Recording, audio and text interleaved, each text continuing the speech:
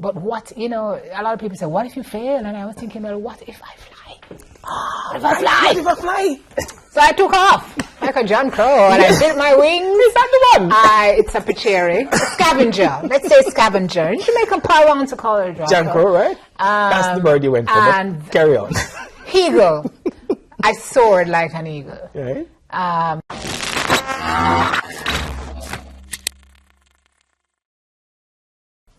And we're back, folks. This is another in our series, Brand Builders. And as we told you, these set of episodes are in dedication of Carmack's 50th anniversary. And so we're going to talk with brand builders who are Carmack alums. And I'm super excited today to talk with none other than Simone Clarke. Sim? Some people call you Sim. Everybody calls me Sim. There you go. That's the importance of brand building. Nobody calls me Simone anymore. Everybody calls me Sim, I guess because of the logo of the show. Right. It's either Sim or Sim. Yeah, but what is Neville's thing? Neville Real. Yes, but he calls you... Summer Rooney. I'm trying to... Summer Rooney, it is. There you go. Yeah. Different story. That's a different stratosphere right here. Yes. Anyway, so Simone, we're happy to have you. Simone, you went to Carmack. You would have gone to Carmack a little bit before me. I'm going to put it that way. Okay, I'm going to work with that. And at Carmack, you studied television. Oh well, this is my place. That's the place, right? This is your place. So you stayed the course. You stayed in TV. Although you did do some PR and corporate stuff with Grace. Yeah, and radio. Yeah, and then of course radio. Mm-hmm. That's where I learned under your tutelage as well when those days at Fame. And I know many people you may not know that I know this, but you did a little PR at Hilton Hotel. I did. It was Hilton or Wyndham at the time? It was Hilton at the time, and a lot of people don't know that PR is still something I offer in my suite of offerings. At SimSpeak? Yeah. Okay, cool. So you do that as well. So you're doing the whole thing. Storytelling is a key part of what you do. You create a space for people to tell their stories, you tell stories. How much of that storytelling technique is anchored in your time at Carmack? You know what, Calando? It's anchored in... And as a disclaimer, please, I wasn't here 50 years ago. Let me just say, I was out of Carmack's 50th. Right. Yeah, I wasn't here when it started, okay? I just was here the other day. Right. And I realized that, they say hindsight is 20/20, that a lot of my storytelling ability is something that I've built my entire career on. Yeah. Because when I look back at it now and I think about my time in school, I think about my time in corporate, I was always, for some reason, that person that people would come to talk about things that were bothering them. Oh, yeah. Or when they had something that they needed fixed, or when they just wanted to laugh. Oh, that's great, though. True. And so I tell people all the time, I can't believe I've literally built a business on that. Right. Which just reinforces that, you know, if you stay true to your brand values when you even don't know that's what your brand values are, what your pillars are, then you can be successful. And so Carmack was good for me because not only did I innately, I think, have that amongst my peers, but you were learning as a television student. And I was learning alongside what I was offered here. I was learning alongside that at CPTC. Right, because you came to Carmack from the rapping. Yeah. That was a nice segue. Yeah. So, I mean, I was learning how to write scripts, how to tell other people's stories based on what I was seeing from a production perspective, and learning the ropes and just soaking all of that in from experience before I even got the opportunity to start knowing what writing a script looked like. All of the formality, the theory around it, you were just born to do it. I think I was born to do it. Yeah, man, and I love what you said about people come to you to share, and you said a second thing, but the third one, to laugh. That's like just true human spirit that you've bottled into something that you're doing now. And that's why I feel so blessed, because I get to experience the best of both worlds. Smile Jamaica allows me the leverage to just be, the both programs do, Same Soul too, because if you bring something inauthentic to either, they're going to flop. And Jamaica, people know. Jamaican people know when there's not yourself, right? And they're going to tell you that they know.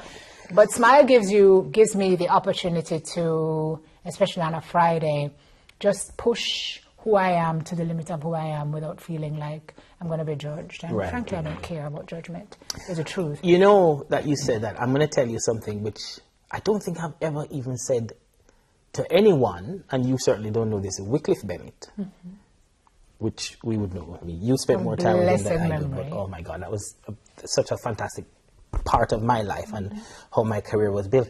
But I remember he was talking about you. I remember he told me something about you and looking up on the stage and seeing you, and he was talking about how he loves the fact that you are yourself and how, but at the time you are more yourself now than then, right? But I remember him saying that if people really could experience the true Simone. No way. See, I remember, and I started to notice because he said it to me, and I was like, first of all, just having conversations with Wycliffe Bennett in that was astounding to me. Like, I couldn't understand how he was talking to me.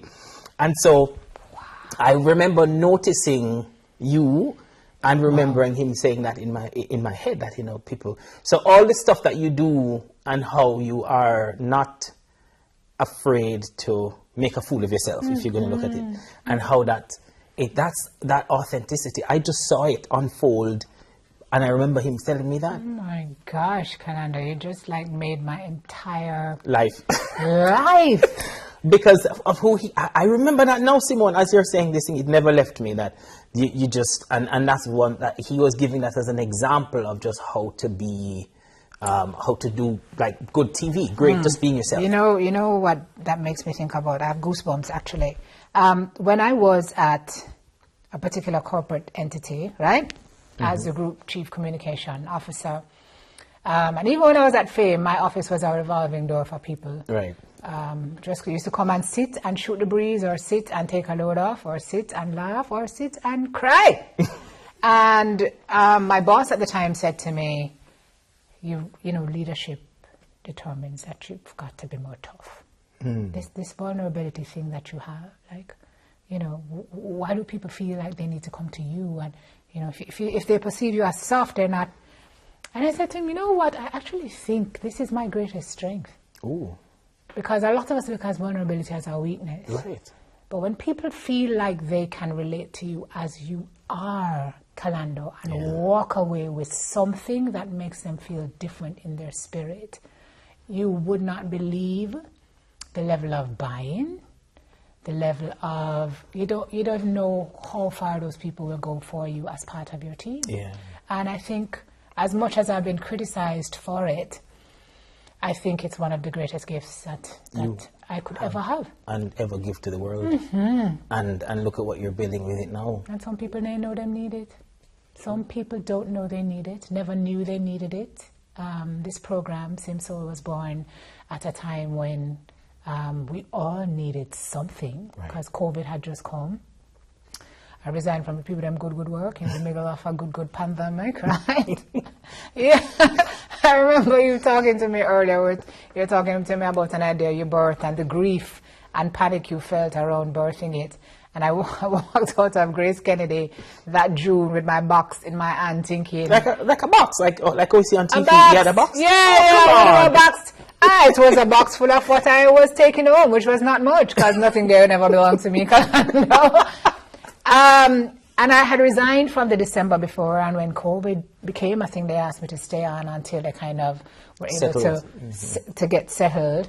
In June, they still weren't, but I was so convicted in my spirit that this thing that was with me every morning when I got up and with me every night when I went to bed, that I had to get out of my system. It was almost like I was in a constant gestation period. And I needed to birth it to know, can it work? If it can't work, I'm going to go back to corporate. Right.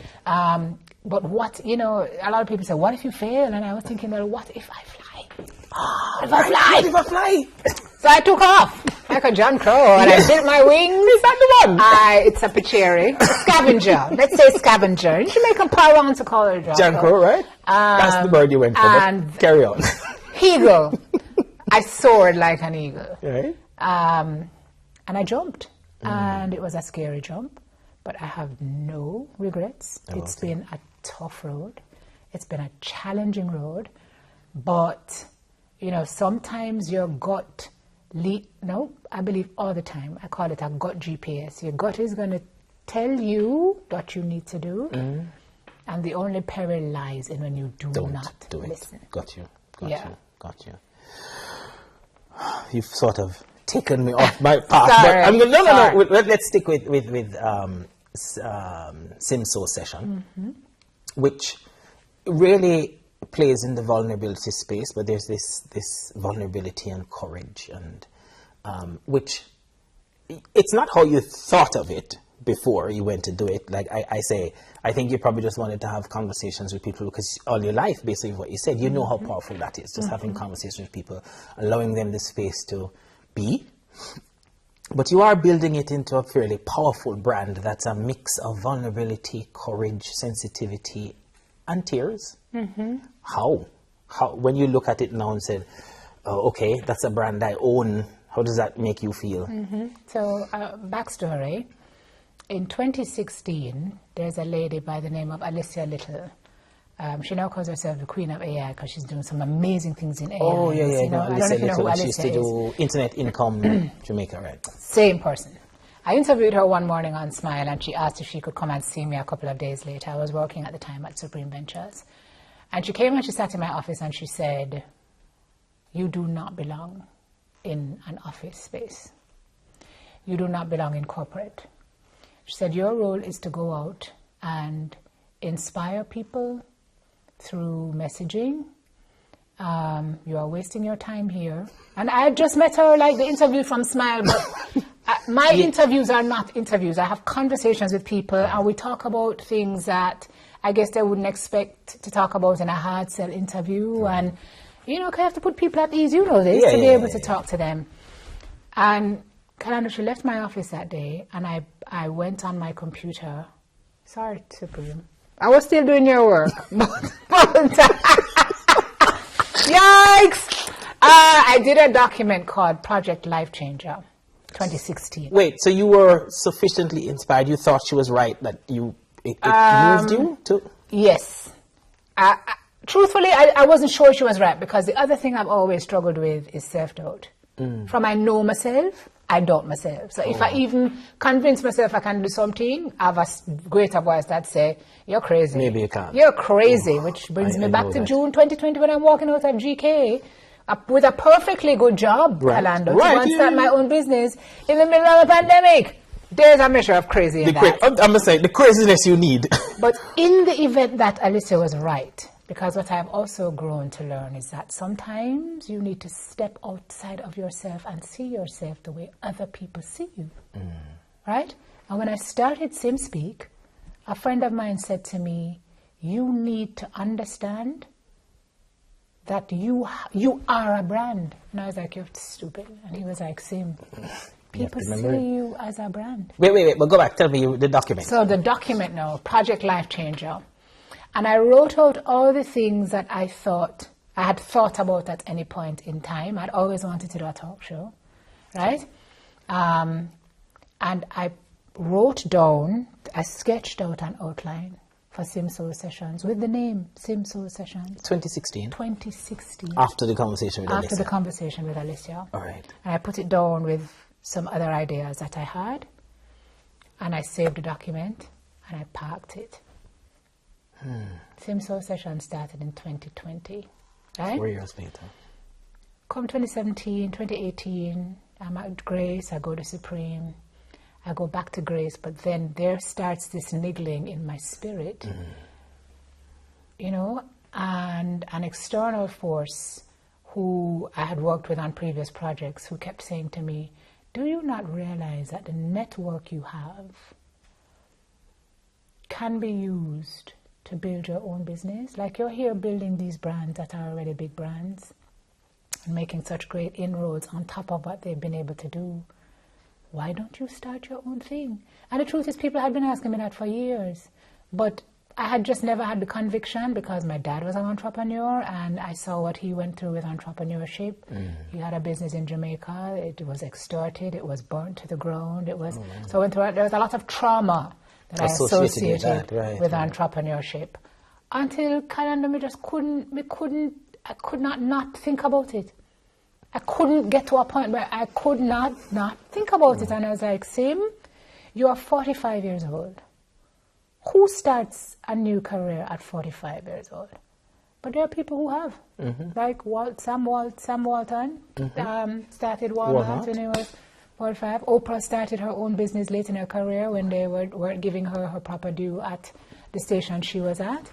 And KFC guy. Okay. In his 70s, okay. Right? So I mean, I don't reach my 70s, right? But I was like, you know what? Now is the time, because in the event that it does not work, I still have my degrees. I got both of them here. They're very good degrees, by the way. And so if it doesn't work, I will go back into corporate. But regret is such an awful, awful, awful thing. And having made a very deliberate decision in 2017, and I also talk about this publicly, guys. You will find I talk about a lot of things that you don't expect me to talk about if you don't know who I am. But having gotten divorced in 2017 as a decisive action, Calando, and realizing what can happen when you own your power, right, and how you feel in that moment when you make a deliberate decision, and then you see how your life opens up. And you wonder, why I never do it before? I was like, look, man, I'm gonna have to try and fail rather than don't try, because I'm not gonna be 60 wondering what would have happened. Right. If I started this business that couldn't leave, that wasn't leaving you, like didn't. And so I had to do it. It was not me. I had to do it. Love it. So that's the backstory. That's the backstory. So this thing that out of you has been created, let me put it that way. Yeah. And like we said, it operates in the space of vulnerability, courage, raw emotions. What do you think that, okay, that's my thing that I'm going to leave in this world, or that's the thing I'm giving to the world right now? Here's the thing. I didn't decide it. It decided for me. Right. Because out of the same situation I mentioned when I was going through a very tough period in my life with the divorce, I was still showing up every morning on Smile, chirpy and happy, and I was going to work and I was fully functional. I was a fully functional depressive. I was on medication. I wasn't sleeping. It was just an awful time. Right. And I remember making a contract with God, and I said to him, look, this place where I'm at, it's not a nice place. But there are people who are looking at me every day thinking my life is perfect. And so I said to him, here's what I'm going to do. If you allow me to see the back of this, right? And I talk now about if you're on your back, it's a bad place, but it's a good place because once you can look up, you can get up. If you can help me out of this place, my contract with you is that not only will I share my story, but I will also find other people who people think have the world and his wife, on this, everybody were pedestalizing because they have wealth and they have celebrity and they have fame, to show people that the only thing that really unites us as human beings is the fact that we go through stuff, but that we can get through stuff. Yep. And that's how Simso started. Because I decided I was going to not pretend anymore, because I wanted people to know that, in sharing our own scars without the shame, other people heal. And so that was a sell for the program for me. Even when I wrote the sketch, because I was going through this stuff at the time. And it was a almost taboo idea. When I went to the sponsors, they were like, okay, we think this could be good, but is Jamaica ready for this, Simone? And I said to them, tell you what, let's see. I think so. I said I believe in it so much that I told them, as a part of season 1, For the season finale, I'm putting myself in the chair. Right, which you did. That's how committed I am, which I did. And initially it was hard to get the buy-in, but then the sponsors came on, Calando, and this entity was that started with training, because training is my core offering. Right. Mm-hmm. I was going to go do voice and speech and public speaking training in corporate entities, which I also do, and the show just took the company in a completely different direction. Wow. Because people were no longer felt alone, and the fact that it was people who had so much to lose, just being so open about the fact that their lives are no different from a regular person here who's struggling with things. But we're all regular people, right, just that we have different work. Yeah. Some people work my work, enough people watch me one time, but it's still a job that I go to every single day. Correct. And so we ascribe all these attributes to people, not knowing that, some people who you think have it all have it worse than you. Yeah. So that's how it started. And so now sometimes you're connecting into diaspora, because I noticed so how, and I'm very curious about that piece, because you're going to the diaspora to have these sessions, and we know that the sessions are these deep stories and so on. What are people wanting to talk about in the diaspora? They just want their own story to be validated. Mm. That's really how it is. We're still people wherever we are. Right. And that's what this show has taught me, is my back-end data tells me that in YouTube, nearly 70% of our audience is Jamaican. Actually, it's probably less now, because I think some people watch on TV, but the overseas viewership, so the United States is 30-odd% of the YouTube audience. And then the other percentage outside of the almost 60% watching here and the 30% in the United States is in the UK, Canada, Africa, China, right? But what it tells me is that the focus of the program and the brand of the program and the pillars of that brand are global. Mm-hmm. They're universal. Everybody has gone through something.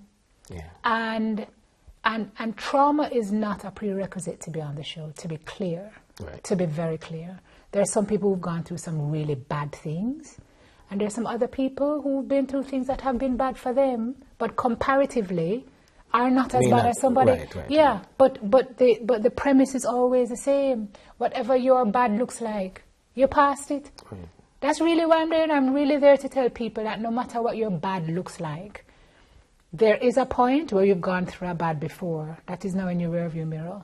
And so if you can pass that bad that you thought you would never get through, you will get through. Pass the one right now. Life is ebb and flow. There's gonna be a point where you get hit. You just have to manage expectations of what the hit is gonna feel like. You talk and you roll. Mm-hmm. And so resilience and determination and perseverance, those are the brand characteristics that I want people to take away from the show. And I mean, what people say to me, Calanda, like in the comments and when I go on the street, joy. I just can't stop. I can't stop doing what I'm doing. Sim. That's it. We're just going to call her Sim for today. That's it for today on Brand Builders. We've got some more conversations as we help to close out the celebration of Carmack's 50th anniversary of giving to the world. And here we have a very fantastic example of one of the things that can happen when you come to Carmack, when you study at Carmack. You can provide really awesome things to the world. Fantastic foundation. Highly recommend. 10 out of 10. Carmack shaped my formative years, and I'm forever blessed to have attended this institution.